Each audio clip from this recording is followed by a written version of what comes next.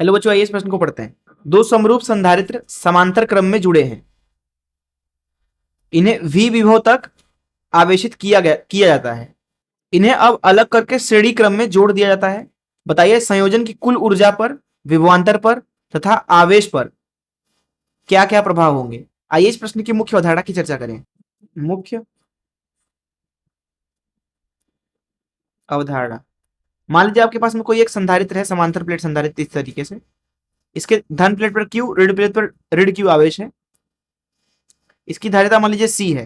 Plate के बीच में जो विभवांतर है वो मान लीजिए V है। इस अवस्था में इसके लिए लिखा जाता है Q बराबर CV, इसको समीकरण 1 बोल देते हैं। तथा इसके अंदर जो संग्रहित ऊर्जा है उसको U से दर्शाएं तो वो हो जाएगा Q का वर्ग भागे 2C, या फिर इसको ऐसे भी लिखा जाता है 1/2 CV का वर्ग। तो इस मुख्य धारणा से चलिए प्रश्न को हल करते हैं। बोला रहा है दो समरूप संधारित्र हैं। मान लीजिए दो समरूप संधारित्र हैं जिनका धारिता जो है वो C है, दोनों का ही।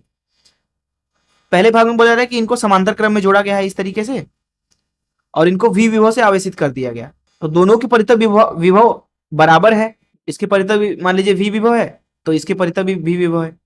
इसका मतलब यह है, यहाँ ऊपर वाले के ऊपर अगर आवेश Q1 है और यहाँ नीचे Q2 है तो Q1 का मान लिख सकते हैं CV। इस तरीके से Q2 का भी मान लिखेंगे तो ये भी CV आएगा।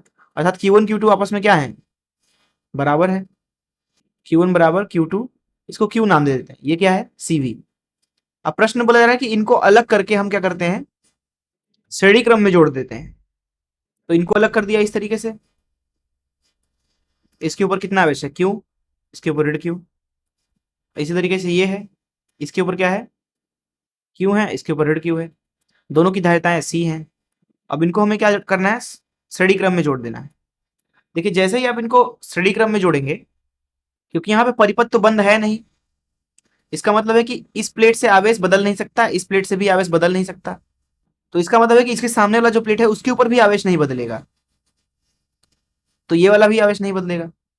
अब देखिए जब ये दोनों समांतर क्रम में जुड़े हुए हैं तब इनकी ऊर्जा मान लीजिए U है कुल मिला के। वहीं जब श्रेणी क्रम में जोड़ दिया तब इनकी ऊर्जा मान लीजिए अब U डैश हो गई। प्रश्न के प्रथम भाग में पूछा जा रहा है संयोजन की कुल ऊर्जा पर क्या प्रभाव पड़ेगा। देखिए पहले U निकालते हैं। देखिए U हो जाएगा यहाँ पे, इसमें जितना ऊर्जा है धन इसमें जितना ऊर्जा है। तो यहां मुख्य अवधारणा में जो Q का वर्ग भागे 2C सूत्र था उसका इस्तेमाल करेंगे। तो U का मान लिखेंगे, देखिए इस पहले वाले में जितना ऊर्जा संचित है वो है Q1 का वर्ग भागे 2C धन दूसरे वाले में जितना संचित है ऊर्जा Q2 का वर्ग भागे 2C। Q1 Q2 आपस में बराबर है Q के बराबर, तो ये हो गया Q का वर्ग भागे 2C धन Q का वर्ग भागे 2C। ये हो जाएगा Q का वर्ग भागे C के बराबर। ये हो गया U का मान। अर्थात जब संधारित्र दोनों समांतर क्रम में जुड़े हुए हैं और जब उन्हें श्रेणी क्रम में जोड़ दिया गया तब जो स्थिति ऊर्जा होगा उसको U डैश हमने बोला है, तो इसका मान लिख सकते हैं।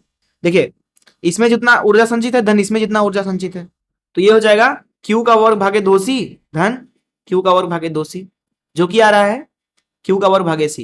तो यहां पे आप देख सकते हैं कि U डैश बराबर है U के, अर्थात जब उनको समांतर क्रम से अपने श्रेणी क्रम में जोड़ा तो ऊर्जा जो संरक्षित है, संग्रहित है, उसमें कोई फर्क नहीं आया। दूसरे भाग में पूछा जा रहा है विभवांतर पर क्या प्रभाव पड़ेगा। देखिए जब संधारित्रों के ऊपर पहले और बाद में आवेश बदला ही नहीं तो विभव भी नहीं बदलेगा Q बराबर CV सूत्र से। इसलिए हम बोलेंगे कि प्रत्येक के ऊपर जितना विभव था उतना ही विभव यहां पे भी है V, क्योंकि Q बराबर क्या है CV। तो बोला जा रहा है कि आवेश पर क्या प्रभाव होगा, आवेश पे भी कोई प्रभाव नहीं आया। मैं आशा करता हूं कि आपको इस प्रश्न का हल जरूर समझ में आया होगा। धन्यवाद।